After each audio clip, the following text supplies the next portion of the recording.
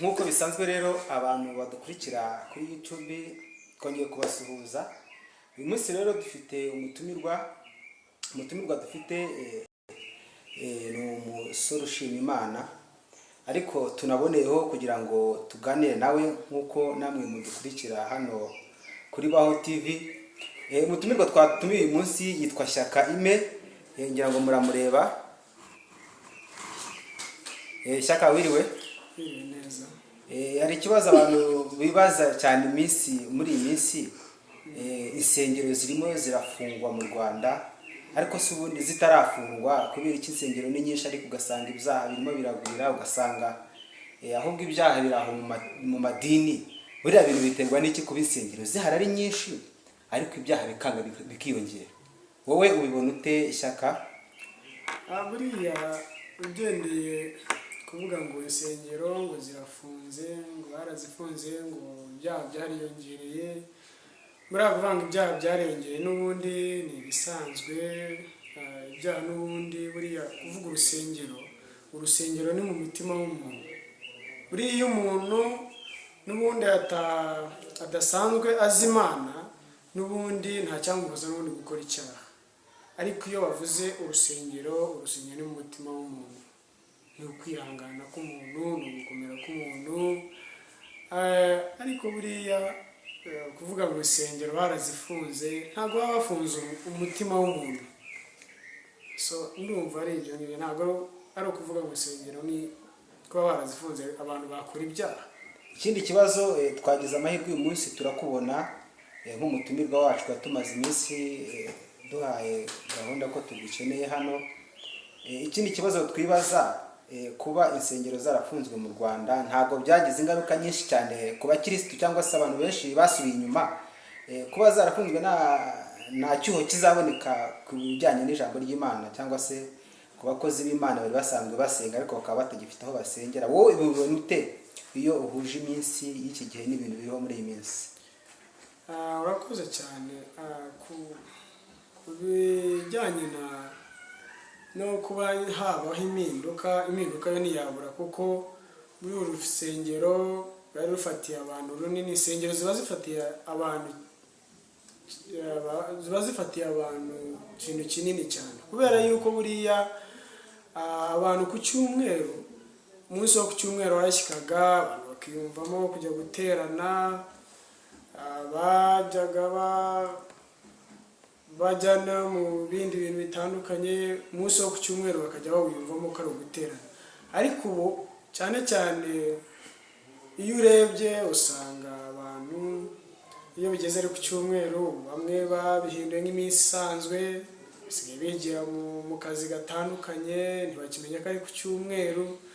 Ubwo urumva rero ntabwo habura kuba impinduka, kuko n'ubundi uwo munsi wagiye utuma abantu bahinduka.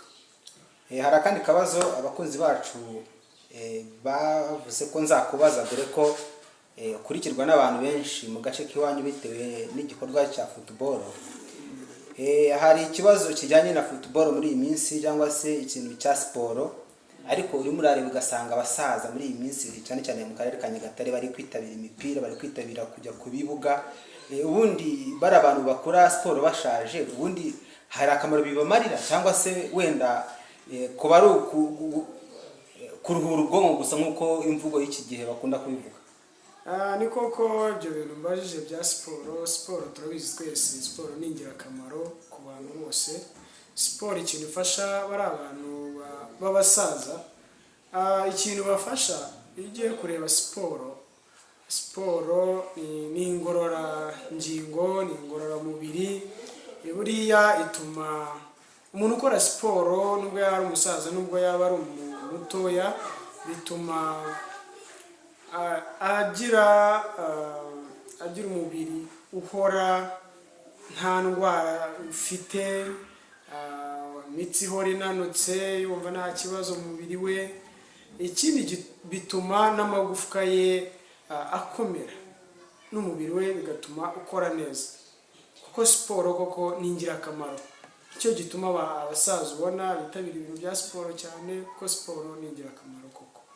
Urakoze cyane. Abantu mudukurikiye hano ufite ikibazo wakwandika comment, twazagira ikindi tumubaza, hari icyo wenda kumubaza.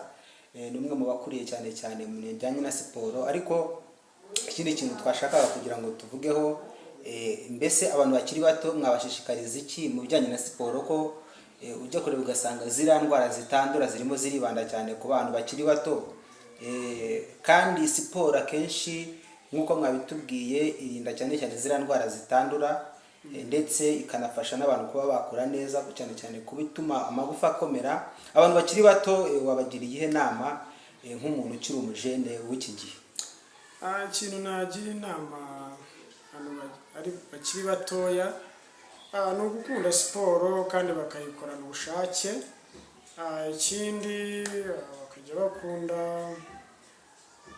kujya gukina n'umupira n'imirimo y'amaboko yindi, nubwo yaba wenda atari gukina umupira, handball, basketball.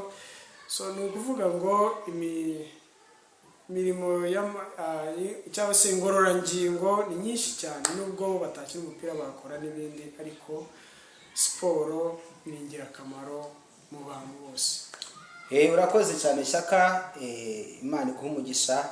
Abantu namwe mudukurikiye hano kuri channel, turababwira yuko iyi channel igomba kujya ibagezaho amakuru y'ingenzi, ijambo ry'Imana, yewe ndetse n'amakuru avugwa muri siporo, kugira ngo tubashe kugira intumbero nziza, bitewe n'uko burya roho nziza nuko iba mu mubiri muzima. Murakoze cyane, turabashimiye.